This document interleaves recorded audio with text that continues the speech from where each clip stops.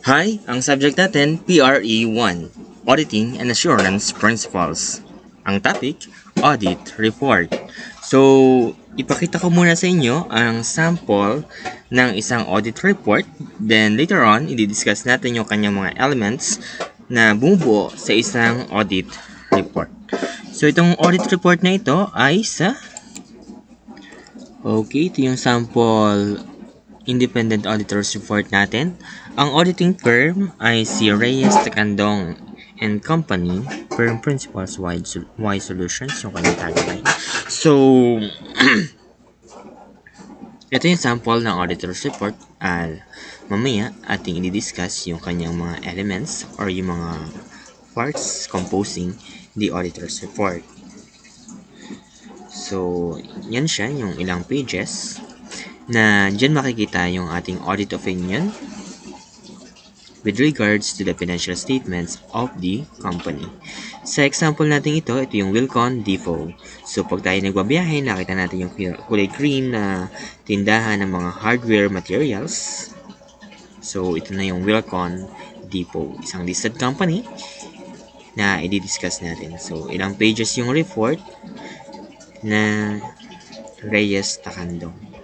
So, mamaya, i-discuss natin yung components niya. Okay? So, balik tayo sa PowerPoint. So, ano ba yung di-discuss natin? So, to recap, ang ating audit process, we've started sa pre-engagement activities. As ma-recall natin, andyan yung stage kung saan tayo ay mag-reject or mag-accept ng panibagong engagement. Or kung i-continue natin or i-terminate na ang existing engagement, audit engagement. Then, kapag inaccept natin or nag-decide tayo na i-continue ang existing engagement, so yung existing engagement, tatandaan natin, by limit yan. So, kung sa mga cooperatives, 5 years, and ganun din sa mga corporations, especially listed corporations. So, sa audit planning, di-discuss natin dyan kung paano isasagawa yung audit procedures, ano mga audit procedure ang gagawin, saan tayo magpo-focus yung audit natin. So, yun yung audit planning for us to become efficient and effective in doing our audit. Then, yung succeeding test natin. So, yung test of controls primarily yung makaka-apekto dun sa controls na makaka-apekto sa pagbuo ng financial statements. Kung i-recall natin, pag nakita natin reliable yung process by which the financial statements was prepared, less na yung substantive testing natin kasi more likely yung financial statement ay reliable. So, para maging efficient tayo at makapag-devote pa dun sa mga client na mas kailangan natin ng intensive audit procedures, so doon tayo magpo-focus. Pero kung unreliable yung client natin, yung internal control procedures ng ating client, so hindi reliable yung kanyang process, so more likely yung mabubuong financial statements hindi yun ganun ka-reliable. So meaning yung pag-audit mismo natin sa financial statements, yung details niya up to the journal entries, mas intensive, mas substantive. Okay? Then, completing the audit, andyan yung mga wrap-up procedures natin, yung mga discuss natin previously. So, bakit meron pa tayong mga completing the audit? So, dyan natin tinitingnan yung mga subsequent events. Kung meron ba tayong adjusting or disclosure events na kailangang i-include sa financial statements ng clients. O si clients, dapat ba siyang mai-include na disclosures or adjustments, including andyan din yung mga litigation kasi mas kaya na natin i-measure siya, baka may result na subsequently but not on the period, wala pa yung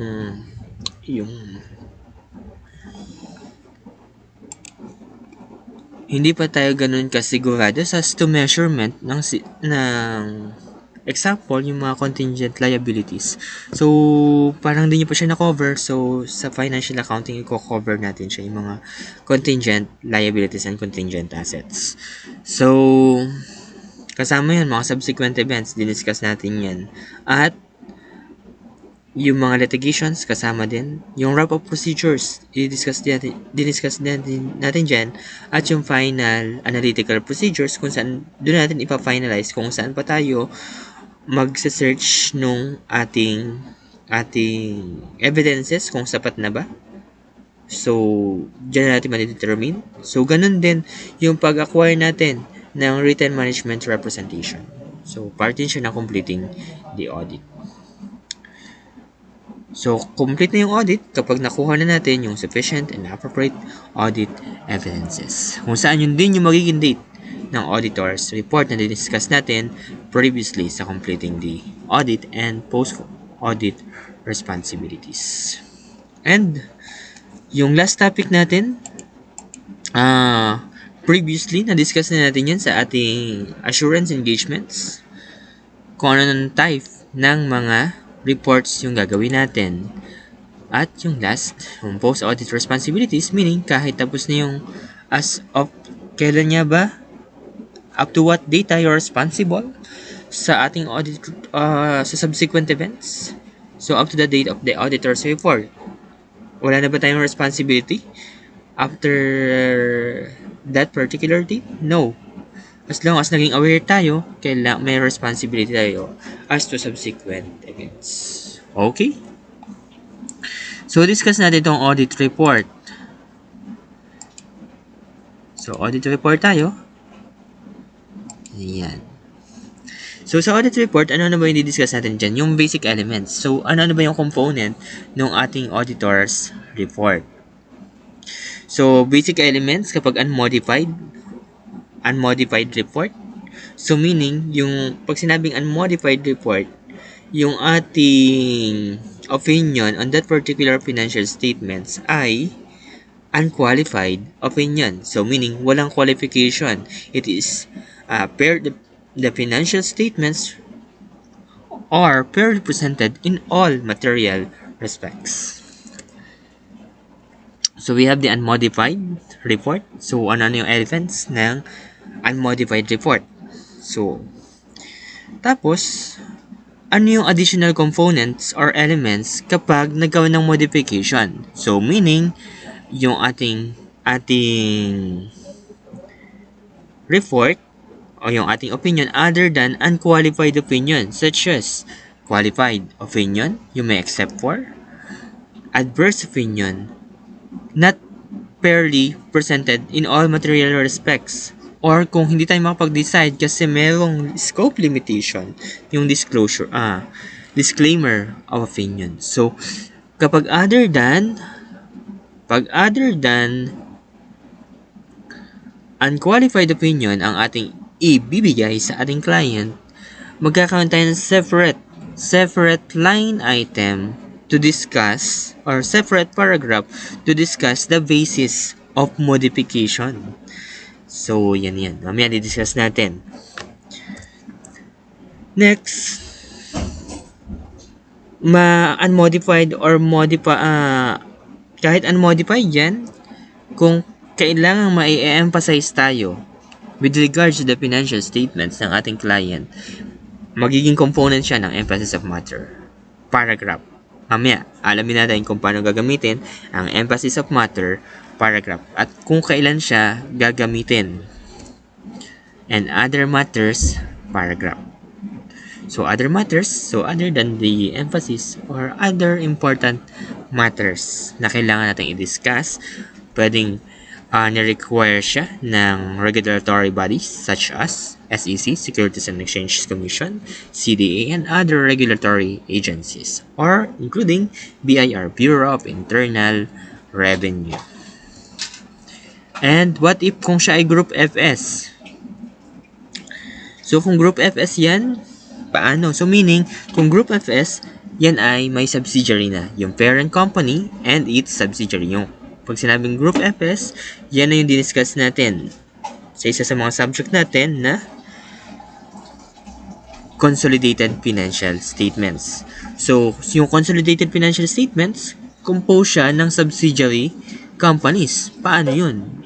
Ano yung implication kapag may ibang nag-audit ng component or no subsidiary. So, yung component auditor, later on, i-discuss natin. Today din naman. Okay? So, discuss muna natin yung basic elements. So, ano ba yung basic elements? Una, title. So, pakita natin yung title. So, balik tayo kay sample. Okay, dun tayo sa sample. Ayan. So, ma-observe natin, andyan yung letterhead ng audit firm. So, audit firm ang humawak ng Wilcon Depot. So, tatandaan natin kapag listed companies, audit firm na ang hahawak niyan. Kung walang audit firm, so, halimbawa ako, hindi ako capable na mag-audit ng listed corporations. Even, accredited ako ng BIR at BOA. So, ako, wala pa akong capability. So, kapag mga listed companies niya, corporation, dapat yan ay may accreditation by SEC. So, what kind of accreditation? Ang accreditation kasi ng SEC, from may group A to D yan. So, itong requirement pag listed company, Group A accreditation ng SEC. Hindi porke accredited ka ng SEC, pwede ka nang mag-audit. Hindi. At, kailangan, ang form ng firm mo, hindi na pwedeng sole practitioner ka. Dapat, partnership na yan kapag listed corporation para maka-acquire tayo ng Group A and B accreditation from SEC. Pero pag Group C and D, pwede na naman, pwede ka nang maka-acquire ng, pwede na ako magpa-accredit sa SEC. So, ang dami nga lang talagang penalties kapag nag-audit ka. Balikan ka ng SEC as auditor. So, okay, tapos na tayo dun. So, yung unang element, independent auditors report. So, independent auditors report. So, ano yung ine-emphasize dun sa title? Ine-emphasize sa title yung independence. Independence nung auditor. At ine-specify din kung anong type ng report. Auditor's report. So, meaning, it's an audit engagement. Hindi siya review engagement, hindi siya compilation. It is an audit engagement. Okay? Next, balik tayo sa PowerPoint.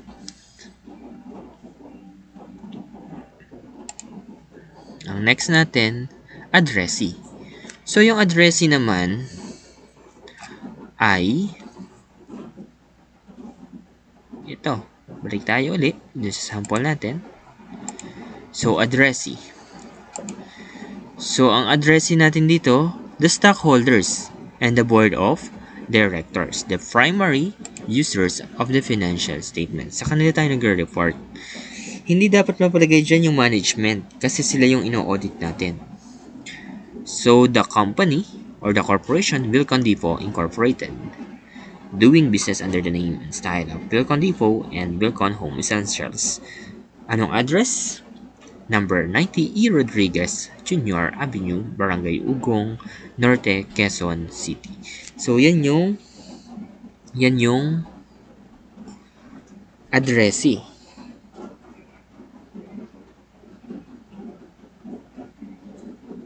Kailangan nandyan yung kanyang complete address. Okay, so, anong kasunod? So, kung i-observe natin, ang kasunod agad, opinion agad. So, tingnan natin sa ating PowerPoint. Dati,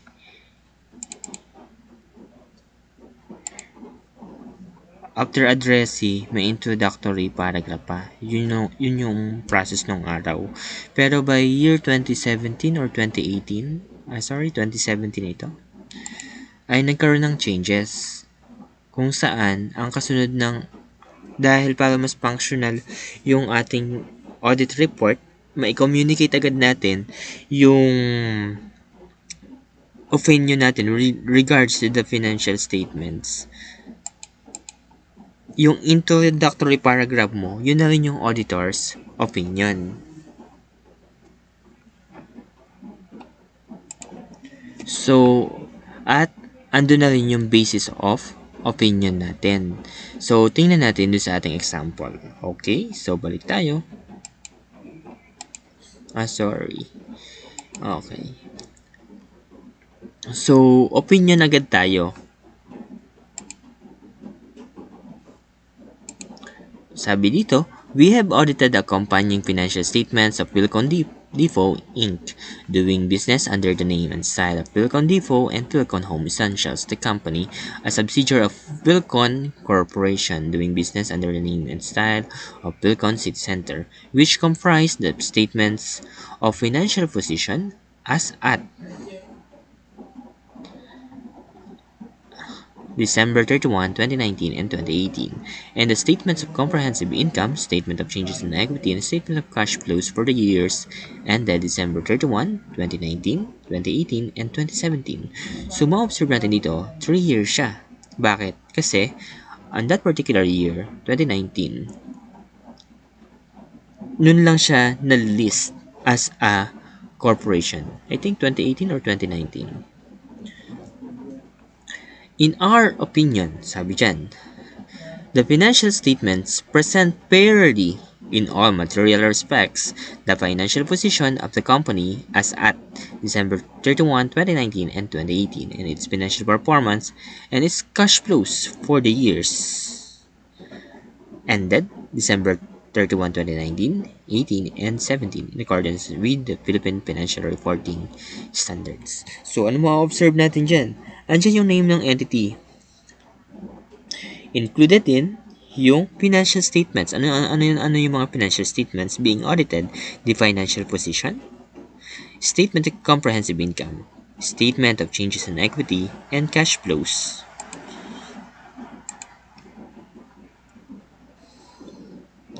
At ano mga years ang covered? 2019, 2018, and 2017 na performance and cash flows and equity. At ano yung basis nung preparation? The PFRS, the Philippine Financial Reporting Standard. So, kasama din dyan, as included with the opinion, yung basis for opinion. We conducted our audits in accordance with Philippine Standards on Auditing. So, ano yung basis ng audit? Our responsibilities under those standards are further described in Auditor's Responsibilities for Audit of Financial Statement section of our report. We are independent of the company in accordance with the Code of Ethics for the professional accountants in the Philippines, together with the ethical requirements that are relevant to our audits of financial statements in the Philippines. And we have fulfilled our other ethical responsibilities in accordance with these requirements and the Code of Ethics. We believe that the audit evidence we have obtained is sufficient and I'm afraid to provide the basis of our opinion. So, ano yung basis of opinion? In short, the sufficient and appropriate evidences. So therefore, ito yung diniscuss natin previously, yung na-create. At paano natin siya nalaman, sufficient and appropriate, in accordance with the Philippine Standards on Auditing, without not considering the Code of Ethics. So yun yung basis of opinion natin. So ano yung another component nung audit report? Kung listed yan, gaya nung pinahanap ko sa inyo previously ng mga companies, kasama sa kanilang report, audit report, yung key audit matters. Yan yung mga most significant matters na nangyari sa financial statements ni client natin. So, specifically kay Wilcon. So, ano-ano ba yun? Ano-ano ba yung mga significant event? So, kung may subsequent event tayo, yung key audit matters, ito yung significant event naman na nangyari within the company. So, at least makikita agad ng users ng financial statements, ano ba yung highlights during the year. So, tingnan natin, tatandaan natin ha, itong key audit matters, hindi siya mandatory part ng non-listed. Pero kung listed siya, kasama yan sa report natin. So, tingnan natin ano-ano ba yung mga included sa report ng Vilcon. So, accounting for complete recording and valuation of merchandise inventories. Bakit isinama yan? So, basahin natin bakit significant siya. Sabi dito, merchandise inventories net of allowance of inventory write-down and losses amounted to 9.517.5 million. So, billion yan. The accounting for the complete recording and valuation of merchandise inventories are significant to our audit because merchandise inventories represent 36% of the total assets. Bakit siya naging significant? Kasi yan ay construction materials, hardware materials yung kanyang binebenta. So, meaning, yung kanyang assets ay concentrated sa inventories. Kaya, significant siya. So, mahalaga yung valuation. Sabi dyan, moreover, the company also maintains around 48,406 stock-keeping units as at December 31, 2019.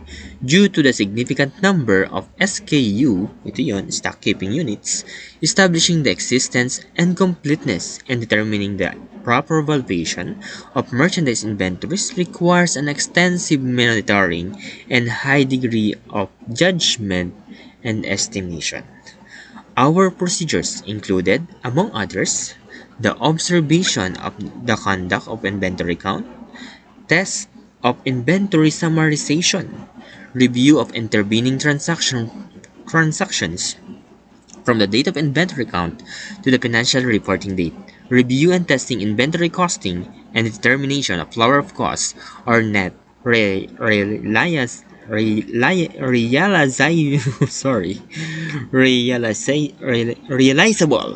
value. Okay? Necessary disclosures are included in Note 3, Significant Accounting Judgment, Estimates, and Assumptions, and Notes 8, Merchandise Inventories. So, kita na agad. Dahil ito yung focal point ng assets ni Vilcon. Ito yung isa sa mga main highlight ng audit. Kasi, 36%. So, ano yung procedure na ginawa dyan? Paano makakatiyak si users ng financial statements na makapagtitiwala sila sa ginawang audit? So, meaning, sabi dyan, extensive monitoring and high degree of judgment and estimation. Nag-focus talaga itong Reyes Takandong and Company dun sa inventories. Okay, ano pa? Accounting for recognition and measurement of right-of-use assets and lease liabilities. So, parang hindi nyo pa na-cover ang leases. So, later on, didiscuss ko yan sa inyo sa kasunod na subject ng assurance application. Auditing applications. Okay, sabi dito. Ayan. Bakit isinama?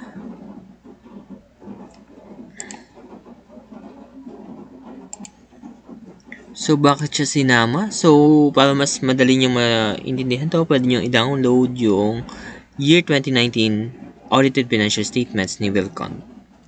Okay? Ticker symbol WLCON. So, bakit isinama? Kasi sabi, 47% ng total liabilities and 20% of total assets. So, ano yung ROU assets, right-of-use assets, and lease liabilities? Later on, i-discuss ko yan sa inyo sa kasunod na subject. Okay? Ano pa? Andyan din yung accounting for the use of proceeds from initial public offering. Oh, sorry. So, itong Vilcon Depot ay na-list sa Stock Exchange year 2017 pa. Sorry. The shares of stock of company were listed with the Philippine Stock Exchange Inc. on March 31, 2017. The proceeds from initial public offering amounted to 6.749.3 million, net of transaction costs incidental to the IPO amounting to 289.9 million. The accounting for the use of process significant because, yan, lagi natin hahanapin yung word na because pag nasa key audit matters. Key audit matters.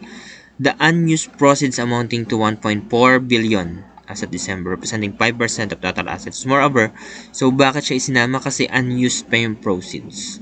So meaning, kasi yung proceeds kasi ng IPO, ano yan eh, hindi ka basta magpa-IPO ng walang reason.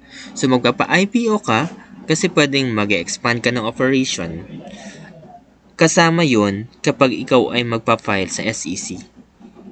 Kung ano yung purpose mo nung i-acquire mong funding. Kaya kapag magpapa-IPO ka, initial public offering, meron kang tinatawag na prospectus. Yung prospectus, andun yung component nung andyan yung mga risk, andyan yung mga purposes, andyan din yung timeline mo, ano yung purpose kung bakit ka nagkaroon ng IPO. So, makaka-download kayo ng prospectus, ng sample prospectus, dun din sa PSE. Or pwede nyo i-search dun sa kanyang official website. So, tatandaan natin, basta listed company, may official website. Our procedures include, among others, obtain confirmation from the banks and test the nature and validity the underlying documents of actual disbursements of the proceeds. Okay, so yun yung key audit matters. So meaning, 2019 na pala, nag-IPO ng March 31, 2017, lumipas na yung 2 taon. Sabi dyan, may unused pa siya na 1.4 billion.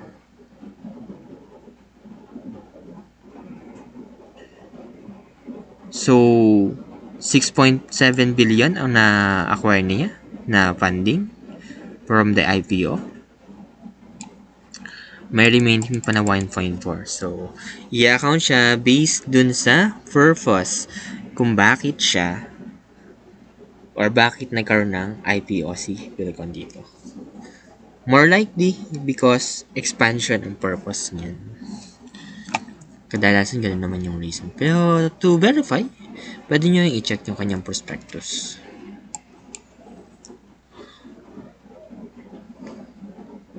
Okay, so yung other information, later on natin yung di-discuss. So, balik tayo sa PowerPoint.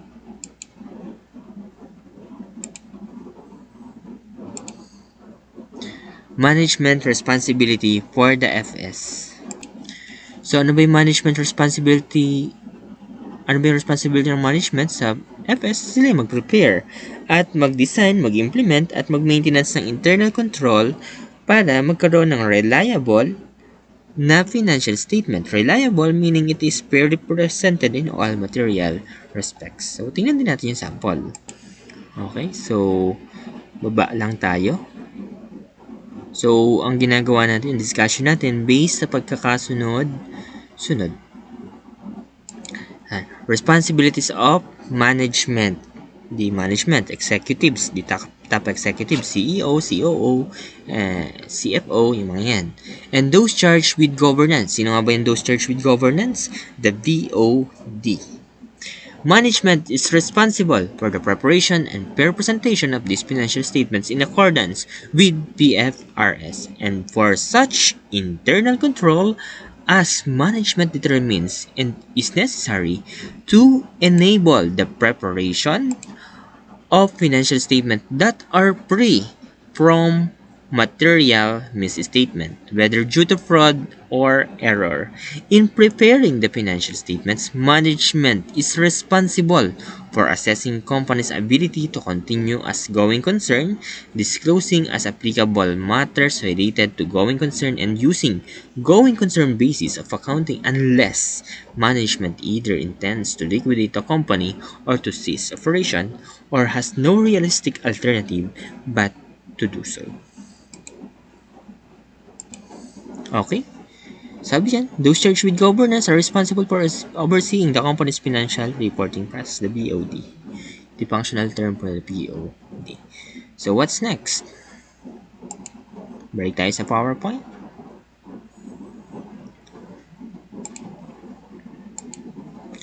Auditor's responsibility. So, tingnan din natin sample. So, ano ba yung kasama sa auditor's responsibility? The responsibility natin ay, ano ba yung responsibility natin? Yung discuss natin kanina. To express an opinion as to the fairness of the financial statements. Fair presentation. Na nag-conduct tayo ng ating audit based on the Philippine Standards on Auditing. At kasama din yung general description. So, mas maganda, tingnan natin yung example.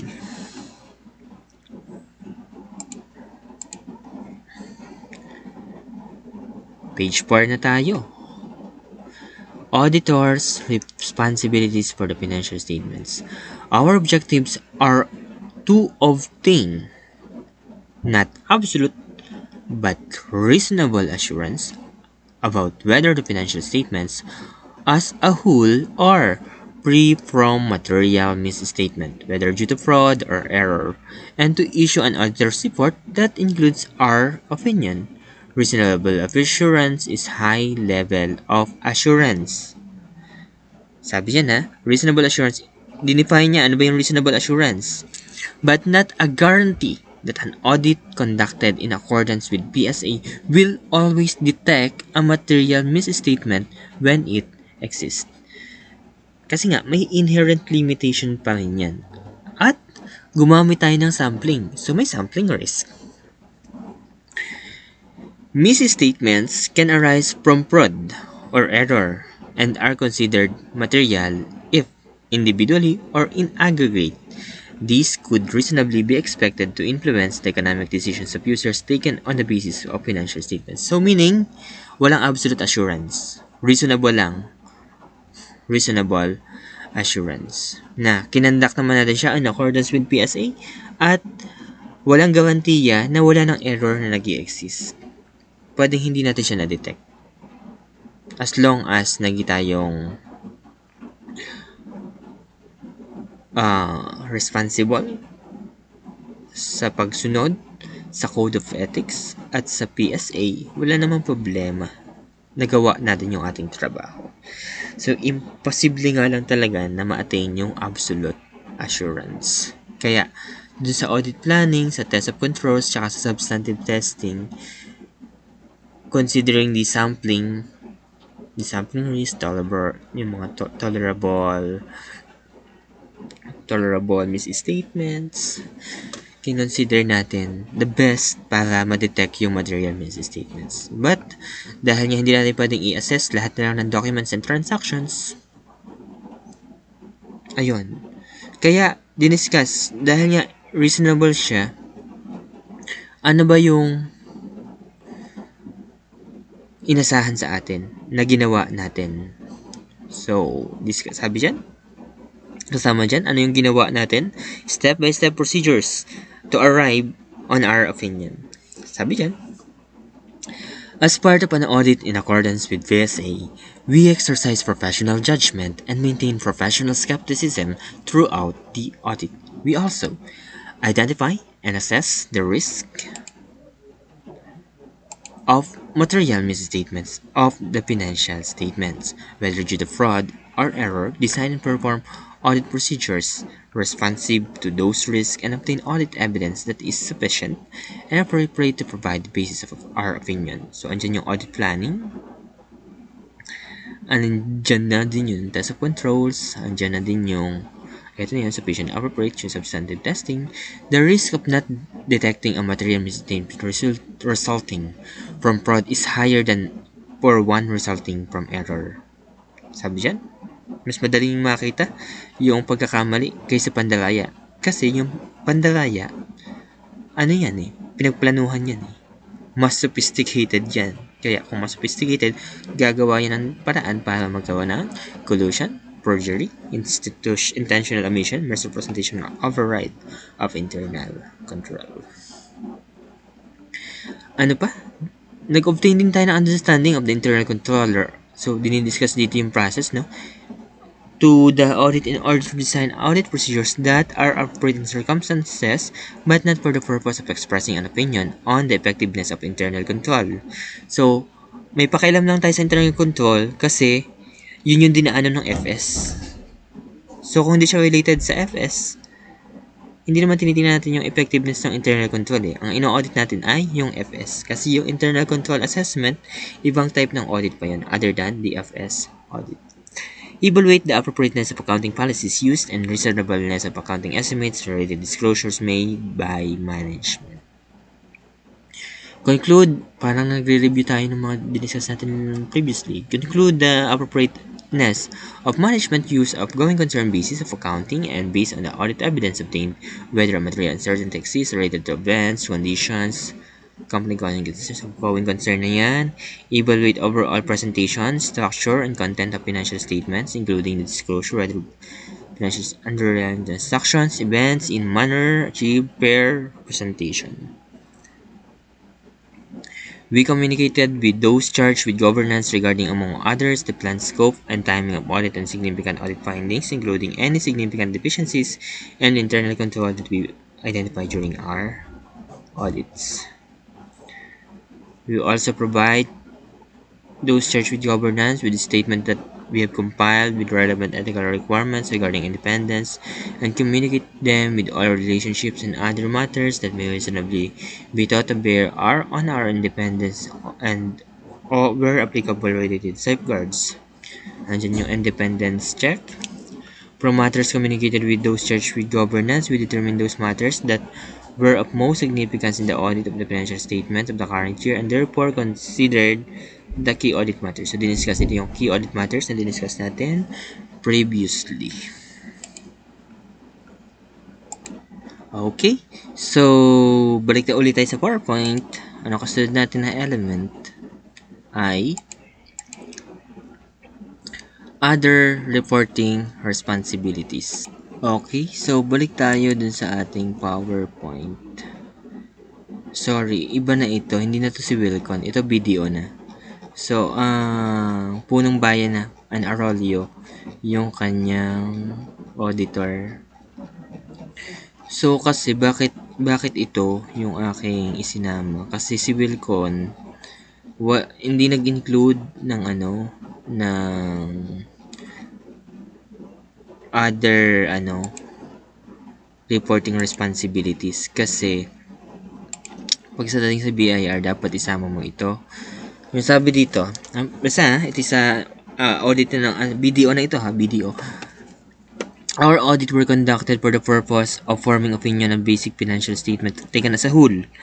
As discussed in Note 30 to the financial statements, the parent bank presented the supplementary information required by the Bureau of Internal Revenue under Revenue Regulation number 15, 2010. So, kasama ito, lahat ng audit dapat meron to. Ewan ko kung bakit wala si Wilcon. In a supplementary schedule filed separately from the basic financial statements, RR number 15, anong RR? Hindi ako yan. Revenue Regulation requires the supplementary information to be presented in the notes to the financial statements. Such supplementary information is the responsibility of management. The supplementary information is not a required part of the basic financial statements prepared in accordance with PFRS. It's not also a required disclosure. So, nakalagay dyan It's not a required disclosure under the revised Securities Regulation Code, Rule 68 of SEC. So, hindi siya part ng basic financial statements. Yung sinasabi natin dyan. Pero required yung with regards to taxation, required siyang i-present. Dahil nasa disclosure siya, ni-require ni BIR with the RR number 15/2010 na isama certain tax matters dun sa notes to the financial statements. Yun lang yun. Saan doon natin makikita? Sa note 30. So, lagi siyang may nakalagay ko anong note na naka-include. So, yun yung other reporting requirement or regulatory requirement. So, included yan. So, okay. So, babalik tayo dun sa sample. Ito isa po ng Bayan and Arroyo. Ang in-audit nila ay si BDO. So, babalikan natin si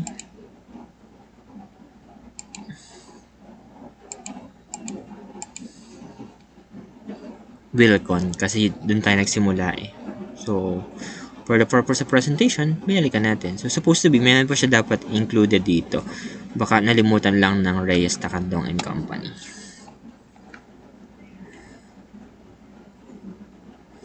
Tatawag sana ako kaso wala nang time para sa oras na to. Gabi na ngayon eh. Okay, so next, auditor signature. Ayan na, si signing partner. Oops. Okay, hindi nyo nakita. Ayan, auditor signature. Auditor signature, date of the report, at auditor's address. Okay. Tingnan natin yung sample. Ayan na siya. Ang nag-audit, ang tawag kay Heidi M. Reyes, partner siya ng Reyes Takandong and Company. Siya yung signing partner. Ibig sabihin ng signing partner, siya yung pumipirma. Diba na yun? So, si Heidi M. Reyes. So, ibig ba sabihin, porque CPA ka na, pwede ka na mag-audit? No. CPA Certificate Number 83522. Andyan yung kanyang mga credentials to audit. Tax Identification Number. BOA Accreditation Number. Yan yung kauna-unahang audit. May type yan. Ang BOA Accreditation, tatlong type yan. May pang teacher, may pang public practice, may pang commerce and industry. So, kung gusto mo mag-audit, dapat ang hawak mong accreditation from BOA, anong BOA? Board of Accountancy, ay yung public practice. So, si Heidi Reyes ay 478 yung kanyang accreditation. So, yan. Meron ako yan. At kararin nyo lang. Ikalawa. So, hindi ka pa rin pwede mag-audit kung wala kang BIR. So, maganda sana nilagay niyang kasunod yung BIR. BIR accreditation number 08. So, it's yan yung region. Kailan na audit? Kailan siya na-release yung kanyang accreditation? Year 2019. Tanda ko kung ikailan dito eh. 006. 5144 yung kanyang accreditation number.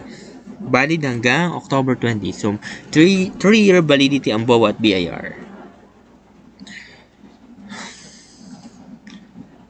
Okay? Pag sole proprietor ang ino-audit mo, okay na yan. BOA and BIR. Pag mag-audit ka ng corporation, kung hindi naman siya regulated corporation, pwede na rin. May BOA at BIR ka. Pero kung regulated companies, depende yan. May listing yan. Pwede nyo tingnan sa Securities Regulation Code. May Group A to D. Pag listed, kailangan Group A ka. At pag Group A and B, accreditation from SEC, kailangan meron ka ng kapartner. Hindi ka bibilisin ni SEC ng accreditation kung wala kang kapartner. Pero kung Group C or D, okay lang kahit sole practitioner ka. So, bala ko sana kumuha niyan, pero dahil napaka-intensive ng kanilang check, minsan kulang ka lang ng tuldok doon sa audit report mo, na ma-penalize ka nila. Kaya kung minsan yung P mo, mas madami pa yung penalty mo kaysa P, so lugi ka pa dyan. So, pero kung mga regulated companies na ang balak mong i-audit, so okay yun. Mataas naman ang P niyan. So, kung mga listed corporations yan, millions ang charge nila dyan. Pag mag-audit ka ng cooperative, so hindi pwedeng mag-audit ko basta-basta, kailangan mo ng another accreditation. So yun yung bottleneck sa ating profession, napakadaming accreditation. CPA ka na, dami pang accreditation. So kailangan mo na ng CDA accreditation naman, SEA. Ano nga ba SEA? Cooperative External Auditor na accreditation. Pag mag-audit ka ng bangko, so tingnan natin yung bangko.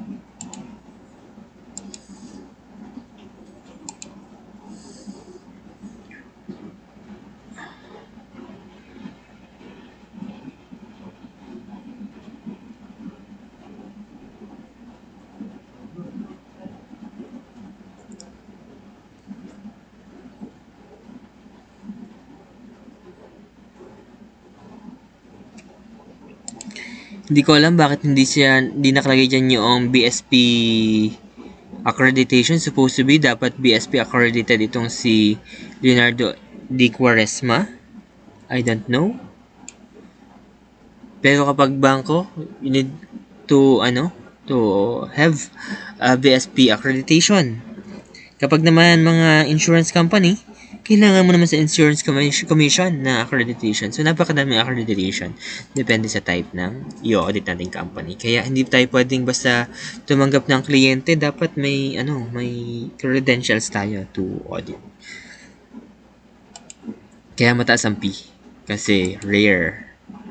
Kaya kapag CPA na kayo, ang next target, makakuha ng mga accreditations. Ayan. At, andyan yung auditor's report date. Ayan, February 24, 2020. At yung address ni Heidi M. Reyes. So, as to subsequent events, up to what date responsible ang Reyes Takandong and Company, care of Heidi M. Reyes, February 24, 2020. Anong address ni Heidi? Makati City, Metro, Manila. Okay, so yun yung basic elements ng unmodified report. Okay? So, web title, addressee, introductory paragraph, and auditor's opinion. Napasama na yan dyan. Management responsibility to the FS, auditor's responsibility, other reporting responsibility, auditor signature. Kaya, auditor signature, naging common sa pakinig natin. Mahal daw ang perma natin. So, kasi ito lang kasi nakikita na lang report. O kaya minsan ang gumagawa ay bookkeeper, tapos i-audit. May mga documents. Minsan kasi sa stereotype, pag sinasabi mong gawapirma, i-audit mo yun. So, dahil maikli naman yung report mo, ang naging impression, pumipirma lang tayo. So, hindi. Nag-audit po kami. No? Okay? So, anong kasunod? Yan yung kung unmodified report. Yan na yun. Pero, kung magkakaroon tayo ng modification of opinion na tayo, ibig sabihin, yung opinion na ipoprovide natin, di ba kanina, yung sample natin kanina. So, balikan natin. Puntahan na kaunahan dahil nandun yung opinion.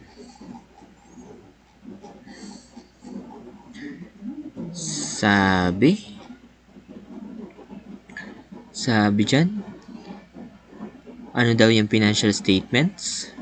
Second paragraph, in our opinion, ayun yung mismong opinion. The financial statements present fairly in all material respects. Walang qualification, walang except for. Anong type ng opinion? Unqualified. So, ang tawag dyan, unmodified opinion or unmodified report.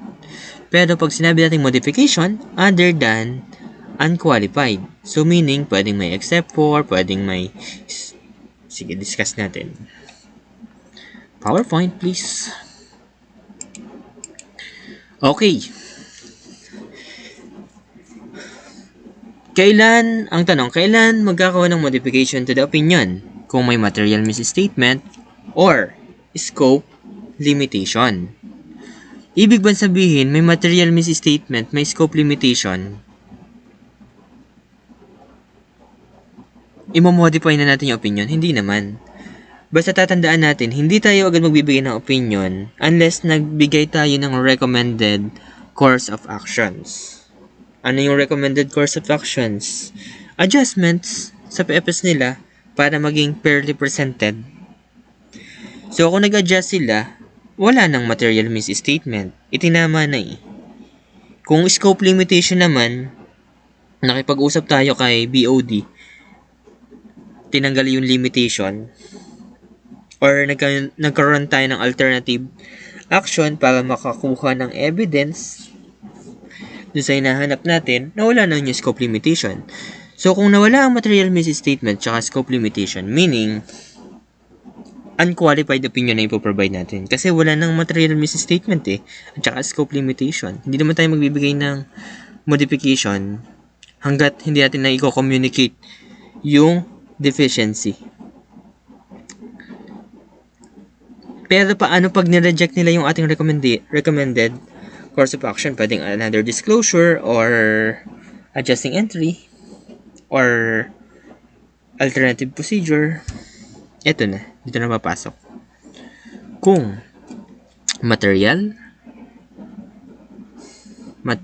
but not pervasive. Anong ibig sabihin ng material? Di relevant siya sa decision making. Yun lang naman yun. Material meaning relevant sa decision making ng users of the financial statements. Pervasive, ibig sabihin, apektado yung lahat ng FS. Halimbawa, material, ang naapektuhan lang ay tawag dyan, ang example natin ay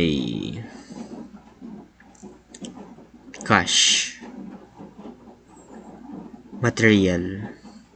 Yung cash ay sabihin natin in a closed bank. Classification lang. Kaso, yung closed bank na yun, napaka-material ng amount.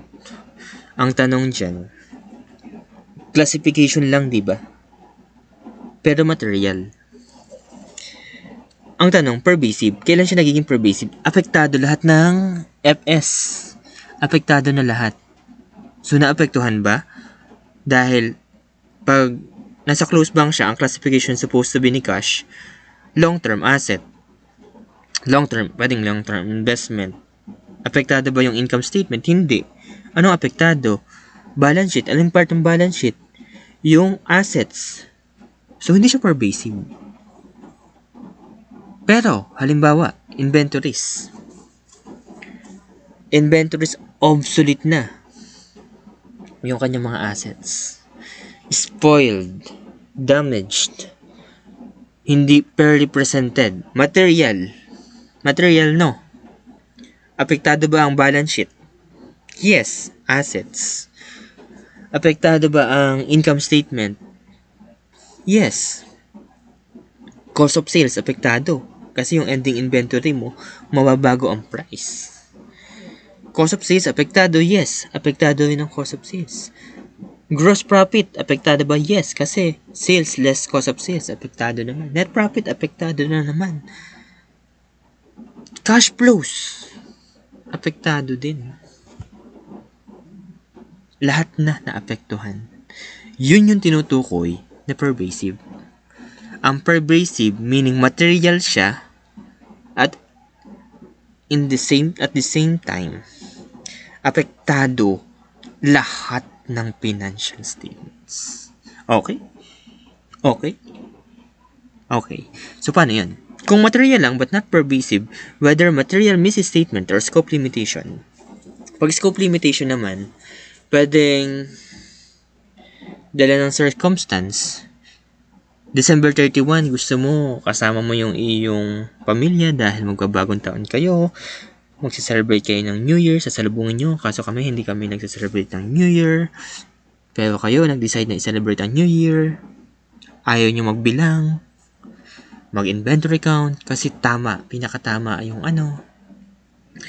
hindi kayo nakapag-conduct, umabot pa ng 2 weeks, 1 buwan bago kayo makapag-count, so, dala ng circumstance, wala na lumipas na kasi yung December 31 at saka January 1. Nagkaroon na ng mga transactions, hindi mo na yung mabibilang as of December 31.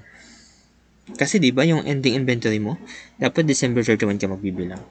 Yung cash count mo, hindi mo na yun magagawa as of December 31. Na-limit ka na. So, ano yung alternative procedure mo? Mayroon ka naman alternative procedure. I-work back mo yan. Kaso paano kung sa cash, madali, may records ka niyan. Yung in and out. Pero yung inventory, sabihin natin, periodic inventory count, wala na. Hindi mo na siya magagawa. So, may scope limitation. Ano pa?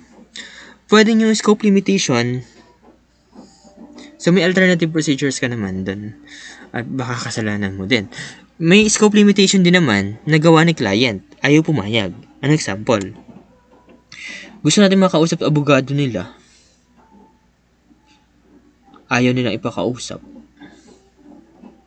Significant pa man din yung ipapasok natin.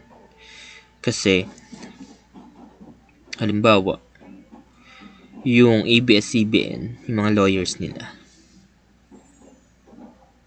yung renewal of license. So, yung renewal of license, di mayroon silang intangible assets na mataas ang value. Worth million. 2019 pa. This year na labas yung so pwede na abangan yung FS nila kung anong epekto nung non-renewal of license. Baka sa ibang administration pa in ma-renew. So, hindi na natin sakop yan. So, ganun, scope limitation. Ayaw ipakausap ang abogado, hindi tayo makapag-compute na maayos, hindi tayo makagawa ng estimate. Ano pang scope limitation? Ayaw magbigay ng documents. Ayaw magbigay ng listahan ng mga customers nila. So, scope limitation. Kung less lang naman sa less accounts, basta material lang at hindi siya pervasive, whether MM or SL, qualified opinion yung bibigay natin. Except for what? Inventory. Sabihin natin, erroneous classification of cash. Scope limitation, anong ginawa ni scope limitation? Ayaw ipa-confirm halimbawa ni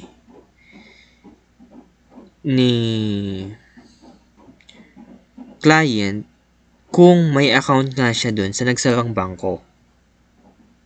Scope limitation. Kasi hindi tayo makakuha kasi bank security law, hindi naman kasi basta-basta magbibigay ang bangko ng bank statement or certification.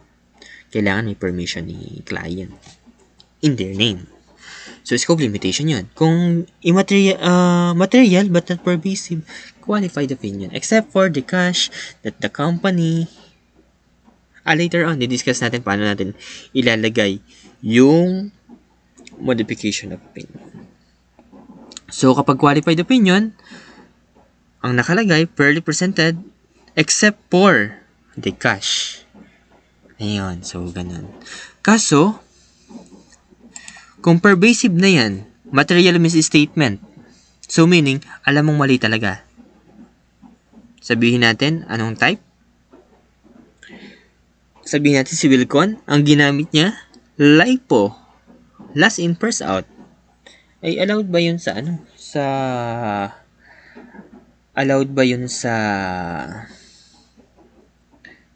PFRS? Hindi siya. Obsolete na yun. Hindi na yung ginagamit. Kasi dati, hindi na. So, apektado. Ang dami nang naapektuhan niya. FS, yung financial balance sheet, tsaka income statement, apektado na rin. Tapos, material siya. So, meaning pervasive. So, adverse opinion yung ibibigay natin kasi not fairly presented na as a whole. Kasi nagbibigay tayo ng opinion to the financial statement as a whole. Sa kabuuan, lahat ng financial statements yon. Hindi yung later, i-discuss natin. Hindi yung specific financial statement lang gaya ng balance sheet.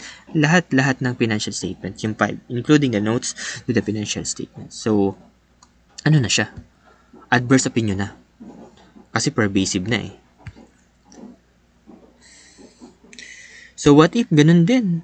Instead, scope limitation. Basta nagbigay ng listahan nagbigay ng listahan si Wilcon halimbawa sa atin. Kaso, pinahold yung inventory count. 36% yung kanyang 36% yung kanyang inventories tapos hindi mo kami i-allow na magbilang. So, ano yun? Ano yung nilimit tayo? Nilimit tayo sa gusto natin yung procedure. Inventory count or observation ng inventory count.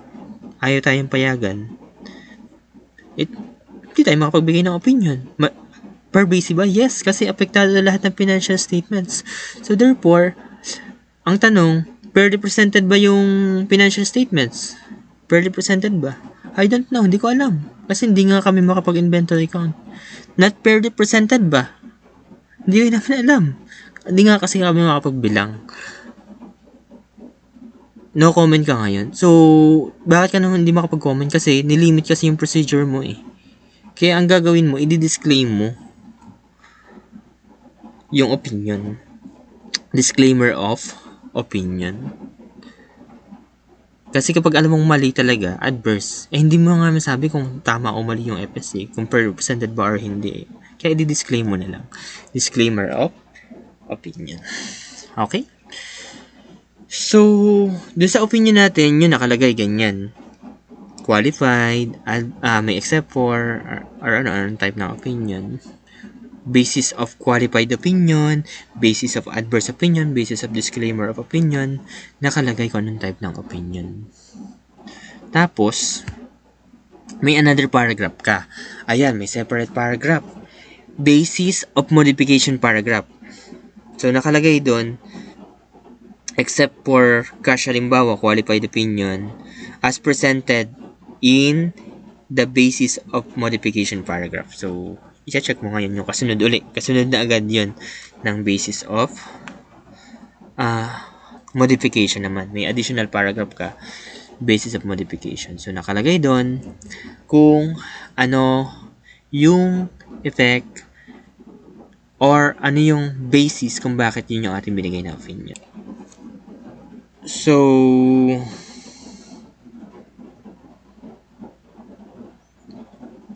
anong epekto? So, mga bago yung opinion paragraph natin doon sa unahan. Magkakaroon ng title, may heading na qualified opinion, adverse opinion, disclaimer of opinion. So, depende sa type na opinion. Tapos, nakalagay doon kung siya qualified, may except for. Tapos, nakalagay, except for the matter described in basis of qualified opinion paragraph, the financial statements present fairly. Specified siya. Doon sa auditor's responsibility paragraph, nakalagay din siya, apektado din yung auditor's responsibility paragraph. So, nakalagay din doon sa auditor's responsibility paragraph, kung disclaimer kasi yan, hindi tayo nakakuha ng sufficient and appropriate evidence. Kaya tayo nag-disclaim. Yung responsibility kasi natin mag-acquire ng sufficient and appropriate evidence. Okay? So, yun. Sa auditor's responsibility at sa opinion, magkakaroon ng changes. Changes. At yung last, yung sinasabi ko kanina, piecemeal opinion. Pag sinabing piecemeal, so piecemeal, piraso. So, ibig sabihin, ganito yan. Ano ba yung FS natin? Balance sheet. I-clickan ko na lang. Income statement. Cash flows, changes in equity, notes to FS. Pag sinabing piecemeal opinion, balance sheet, unqualified. Income statement, qualified. Cash flows, qualified. Changes in equity, qualified. Notes to FS, qualified. Hindi pwedeng magkakaiba yung opinion mo doon. Doon sa report mo, di mo nakalagay dyan. Balikan natin yung report para may example tayo. In our opinion, the financial statements present fairly in all material respects. Lahat ng FS, doon ka nagbibigay ng unqualified opinion. Hindi, ano-anong component niya? Financial position, balance sheet. Financial performance, income statement. Cash flows. Nawala naman yung changes in equity. May changes in equity din yan in accordance with PFRS. So, lahat. Hindi mo pwedeng sabihin, yung balance sheet ko, unqualified, present fairly. Dun sa income statement, except for the qualified. Cash flows ay adverse. Hindi pwedeng ganun. Yung lahat ng financial statements, hindi siya nire-recognize. Yung opinion natin, for the all financial statements, doon tayo nagbibigay ng opinion, hindi sa bawat isa, as a whole. Okay? Okay. Balik tayo sa PowerPoint. So, modification to the opinion. Okay, so anong effect pag nagkaroon ng modification to the opinion? Magkakaroon ng basis of modification, paragraph. Anong basehan mo? Bakit na iba ang iyong opinion? Bakit hindi unqualified? Yun lang. Okay.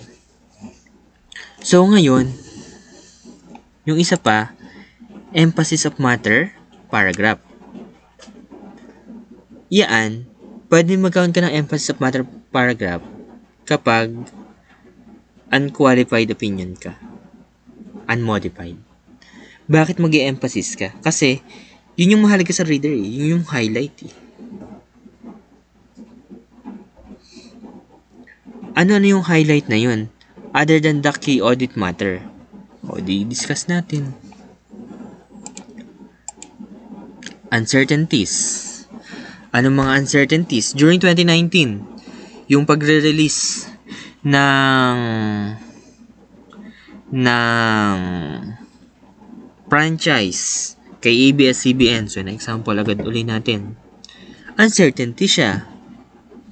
O kaya, franchise renewal, uncertain, yung pagkakaroon nila. Ano pa, may mga legal matters. May claims sa company. Or may claim ang company, hindi pa sure kung talo or panalo. Uncertainty din siya. So, i-emphasize natin doon sa FS. Sa audit report. Okay, so another paragraph lang siya. Emphasis of matter.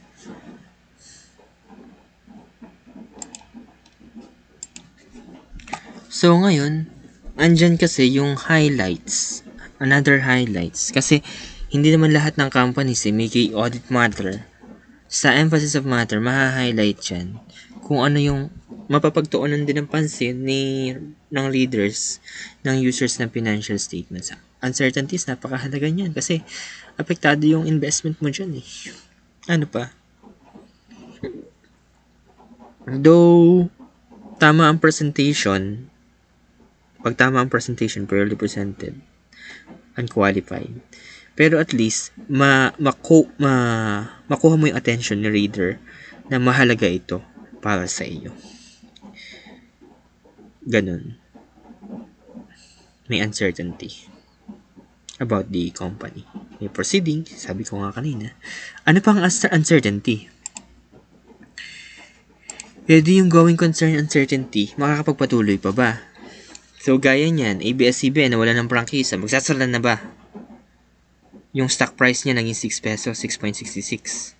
Tapos naging 12 pesos. As stockholder, syempre, ano ka dyan? Tawag dyan? Interested ka.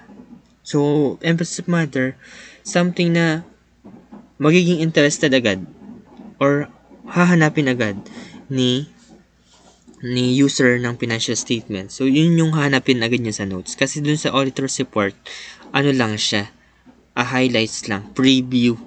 Kaso yung details niya nasa notes to FS pa rin. Hahanapin mo pa rin. Kasi kung wala naman sa notes to FS, gusto mo,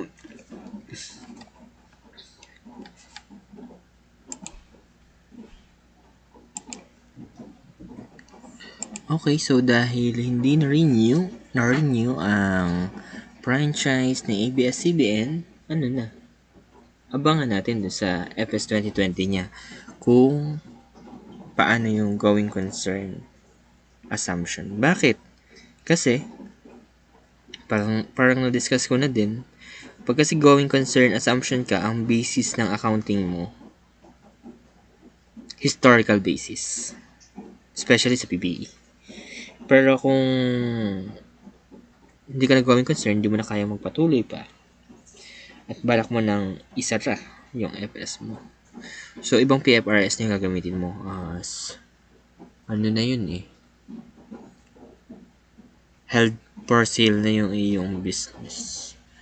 So, more likely, fair valuation na yung mahalaga kasi balak mo nang ibenta eh. Unlike pag going concern kasi, i-continue yung business mo. Di ba yung depreciation is yung allocation ng cost. Balak mong gamitin, i-allocate mo lang yung cost. Kasi yung cost mo sa paggamit ng iyong property. Unlike kapag liquidation na, hindi na mahalaga yung cost mo irrelevant na kasi balak mong ibenta verbal version. Iba na yung basis. So, kung ayaw niyang baguhin, hindi na pala capable siya to continue, ayaw niyang baguhin yung FS, ano na yan? Adverse ano na yun? Adverse opinion na. Pero pag binago niya, unqualified opinion pa rin.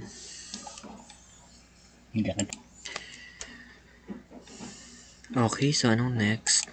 So, andyan din yung early application ng new accounting standards kasi napaka-dynamic talaga ng ating accounting standards. Almost yearly, may bagong standard. So, pwede naman siyang i-apply agad na pag sinabing early application, may effectivity kasi ang mga bagong accounting standards. So, kung ini-apply agad, kasi primarily kung may initial understanding ka sa the application of the financial statements, ang i-expect mo yung application niyan di kung kailan lang effective. Pero kung may early, andun yung keyword na early application ng new standard, ano na yun? Kailangan i-emphasize dun sa FS. Major catastrophe. So, pag na-observe ni client, bakit bumaba yung assets, bakit bumaba yung revenue, kasi baka nagkaroon ng major catastrophe. So, abangan natin sa next do sa FS ng 2020, yung effect ng pandemic, at nitong yung going concern nila. So, i-check natin sa FS nila. Abangan natin yun this coming February, most likely. Subsequent discovery of fact. Diniscuss natin yan previously dun sa ating post. Dun sa ating post-audit responsibility na issue na ano yung gagawin natin. So, pwedeng may iba yung date. So, may dalawang option tayong diniscuss. Pwedeng may iba yung date or yung dual dating. So, ito yun. Yasama natin sa emphasis of matter paragraph. At kung ginawa natin yan for special purpose FS, kasi yung ating audit ginagawa po sa general purpose audit, yung principles na diniscuss natin, yun pa rin naman. Kaso, pag special purpose FS, anong example niyan? Accrual accounting, yung dinidiscuss natin sa PFRS. Pero pag other type, halimbawa cash basis accounting, ginawa natin para sa BIR, cash basis yung purpose ng FS. Para kay BIR lang. So, dahil iba yung recognition ng revenue doon, pwedeng cash basis. I-specify natin doon kung kanino ginawa yung audit. Para kanino ginawa yung audit. Para hindi ma-mislead yung yung ibang users kasi baka magamit ng ibang users. At yung distribution syempre nung audit report specifically for specific type of user pag special purpose FS. Okay, so doon na tayo sa other matters paragraph. Ano pa yung other matters paragraph? Reporting on comparative information. So yung comparative information natin pwedeng comparative figures or pwedeng comparative financial statement.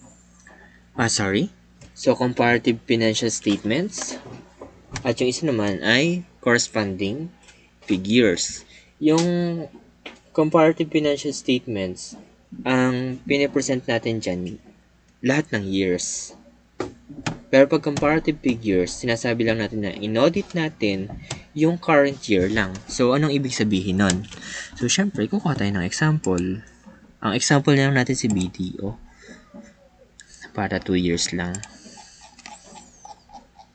So, ito, comparative financial statements. comparative financial statement kasi dalawang year, kino-compare natin yung dalawang year. Pero pag comparative figures, ang pinipresent lang natin, wala na itong 2019 lang. So, hindi nyo na sasabihin end 2018. Yung presentation niya doon sa loob, ang purpose lang ay corresponding figures lang, yung previous year, para may ma-compare lang. So, ito naman, pinipresent natin as being audited. So, ngayon, ano-ano yung implication niyan pag nilagay natin December 31, 2019 and 2018? So, dito, sinasabi natin na tayo din na yung auditor nito, siya din yung auditor noong 2018. Ganun lang, kung same auditor. Pero kung different auditor, ilalagay mo sa other matters paragraph.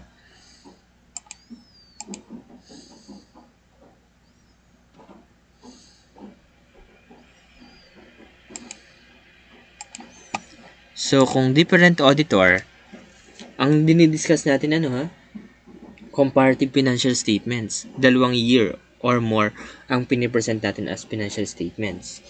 Kung continuing auditor, ganun lang yung presentation. Or kung siya ay inaudit ng another auditor, ilagay mo sa other matters paragraph na inaudit siya ng other auditor. But kahit siya nag-auditor, hindi tayo pwede mag-refer dun sa gawa niya na gumawa pa rin tayo ng sufficient audit procedure to gain reasonable assurance na walang material misstatement dun sa ginawa ng previous auditor. So, mangyayari dyan, i-review lang natin yung ginawa niya para malaman natin kung enough na yan, sufficient na yung ginawa ni auditor. Unless kung hindi tayo nasasatisfy, magkakandak tayo ng audit procedure dun sa previous FS kung apektado nun yung current FS. Okay? Or, o kaya naman, corresponding figure na lang yung ating report. Isang year lang yung i-report natin. Or, kung unaudited, yung previous, yung 2018, unaudited, nakalagay sa other matters paragraph na siya ay unaudited. So, kailan pa magkakaroon ng discussion sa other matters paragraph? Kung may changes dun sa previous report, sabihin natin na na-discover natin na dun sa previous FS may material misstatement, i-discuss natin dun sa other matters paragraph. At kung saan, kung hindi naman kung ikinorect ni company, so unmodified yung pa rin yung ibibigay natin na opinion dun sa FS na yon. Or kung hindi, i-specify natin dun sa other matters paragraph na kung bakit ibang type ng audit opinion yung binibigay natin dun sa previous. Kasi yung current year kasi ang ino-audit natin So dahil mapasama sa report natin yung previous year, i-discuss natin kung iba yung opinion natin sa year na yun. Kung may changes, hindi nagbago ng opinion, baka mag-issue tayo ng ibang opinion, pwedeng adverse. So, ganun lang. Kasi kung mag-request pa tayo ng additional report kay dun sa previous auditor, minsan di naman nagbibigay pero minsan nagbibigay din naman. Okay, so yun. Kung unaudited, naka-specify din sa other matters paragraph. Pero kung unaudited siya, yun pa rin, magkakandak pa tayo ng procedure to satisfy na represented yung previous FS. At kung kailangan ng changes, pag binago, unqualified. Kung hindi binago, pwedeng qualified or adverse. Kung hindi tayo makapagkandak ng audit procedure, hindi tayo makapagbigay ng opinion, disclaimer, or qualified. Depende sa pervasiveness. Okay, ano pa? We have FS versus other information, info material. May inconsistency dun sa FS at other info. So, anong ibig sabihin yan? Ano ba yung other info? Okay, check natin yung FS. Ang ino-audit natin, kung i-observe natin, yung financial statement. So, kung i-check natin yan, yung number of pages niya, 460 pages.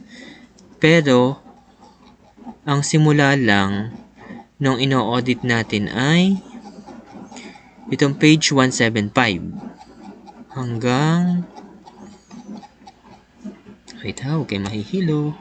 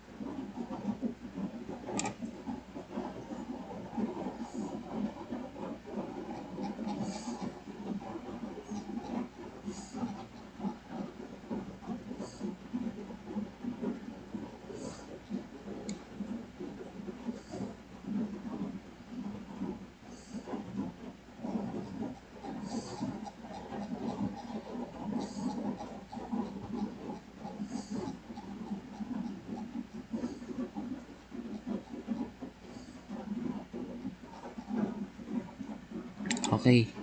So, hanggang page 388. So, ito ay kay BDO. Ayan. So, hanggang dito yung in-audit natin. So, meron pa siyang sustainability report. Ayan. Yung mga ganyan pa siyang reports. So, yun yung tinatawag na other reports. So, kung may material inconsistency dyan, halimbawa, may mali ay sa FS, titingnan natin. Ang tanong dyan, alin ba ang may mali? Kung FS ang may mali, baka tayo mag-issue ng adverse opinion. Qualified or adverse opinion.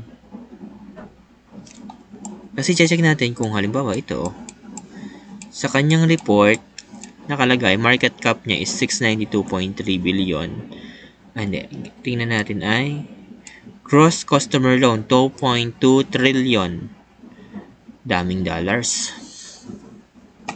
2.2 trillion. Deposit liabilities, 2.5 trillion. Tinignan natin sa FS. Mali ang FS. Hindi ini-adjust. Ano bang ino-audit natin? FS. Saan ba tayo nagbibigay ng opinion? Sa FS. So, kung mali ang FS, material ba? So, either qualified or adverse. Pervasive ba? Di adverse. Adverse. Tama. Pero kung ang mali ay yung other information, dun papasok yung other information, other matters paragraph. Nasasabihin natin, dito sa kanilang annual report, ay mali. Bago naman natin sabihin kasi yun, i-comment kasi muna natin yung management, or tsaka yung BO, di na kailangan i-correct. Pero kung ayaw na i-correct, magkakaroon naman ng other information na may inconsistency dun sa annual report nila. Okay? So, simple lang. Kapag FS ang mali, ayaw i-adjust. Pag in-adjust, unqualified. Ayaw i-adjust, qualified or adverse. Pag sa other information, sa annual report, may mali, hindi yun yung FS, hindi yun yung ino-audit natin. So, papasok, other information lang. So, yun. So, i-check nyo na lang yung other information or yung annual report ng Banco de Oro. What is next? FS prepared using more than one financial frameworks. Okay. So, anong ibig sabihin yan? May in-audit tayo pang accrual. May in-audit tayo cash basis. Tayo parehas. Ilagay mo sa other matters paragraph. Baka kasi mali to. Bakit magkaiba yung FS na in-audit mo na parehas unqualified? Bakit nagkaiba? Kasi nga, magkaiba ng financial framework. Ganun lang kasimple. Limiting the use of auditor's report. Okay. So, ngayon, halimbawa, nanggawa ka ng report, halimbawa, gagamitin sa bangko.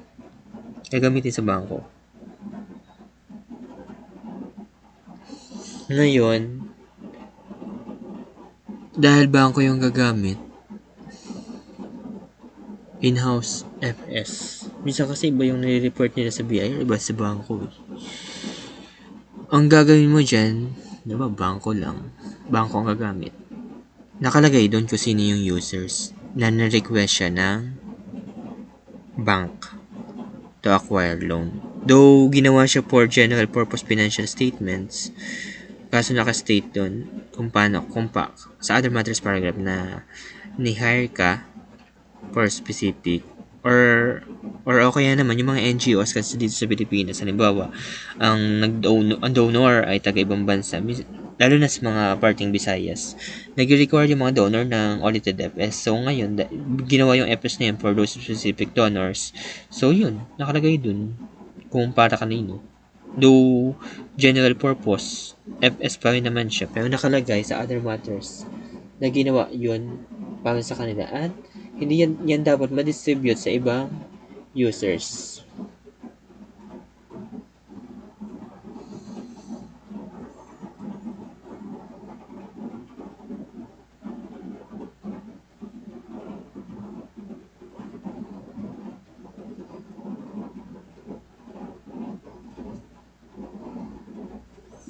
Okay.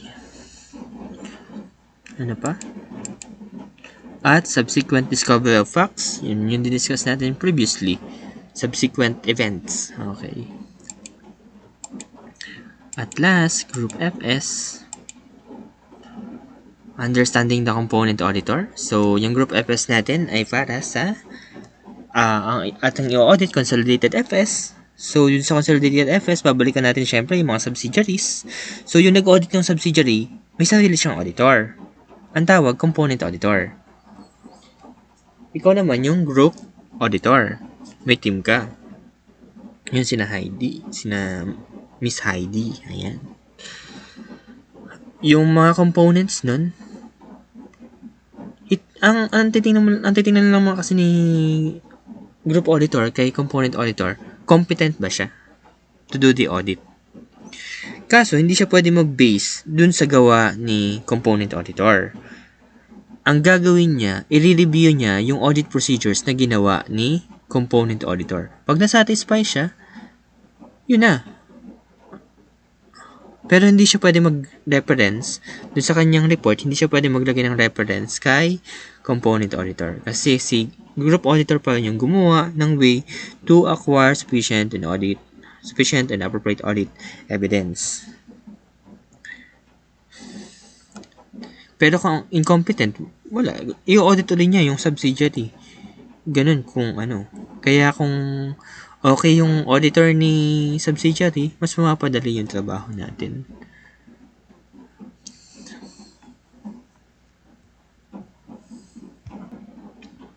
So, yun na yung sinabi ko sa reporting responsibility. Hindi pwede mag-refer si group auditor sa gawa ni component auditor. Siya pa rin yung walang representation na ganun.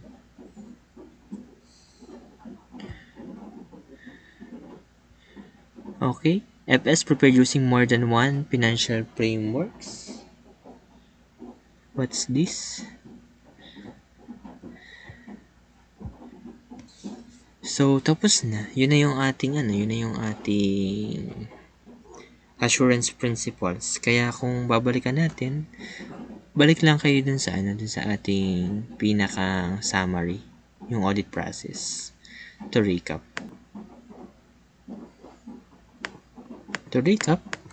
ito yung audit process natin. So, yun na yung pinaka-summary ng ating assurance principles. Kaya kung babalikan nyo, anong component ng pre-engagement activities, audit planning, ano lang siya, ang tawag dyan ay yung pinaka-seed knowledge. Tapos papalawakan nyo na lang pag nag-review kayo. Then, check kayo ng mga multiple choice questions, review kayo ng mga financial statement, nasang part siya para mas ma-appreciate nyo yung topic. Maganda sana kung makapag-conduct tayo ng ng isang cycle na kayo ang gagawa. Kasi masyadong matrabaho para kayong nanggawa din ng thesis. Pwede din naman. kung kakayanin ng time. Sige. Okay, hanggang diyan yung ating topic at natapos na natin ang assurance principles. Thank you very much.